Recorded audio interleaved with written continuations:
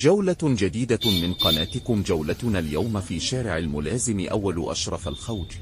يقع حي الإبراهيمية بوسط مدينة الإسكندرية، ثاني كبرى المدن المصرية في حي وسط الإسكندرية، وهو من أقدم أحياء الإسكندرية وأحد الأحياء المطلة على البحر الأبيض المتوسط.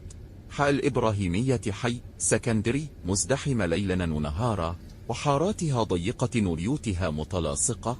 سكنتها للطبقة المتوسطة من الجاليات اليونانية والإيطالية والأرمنية والفرنسية حتى أواخر القرن الماضي، وكان لحي إلى عقود قريب هو حي الجاليين اليونانية بلا إسكندريت.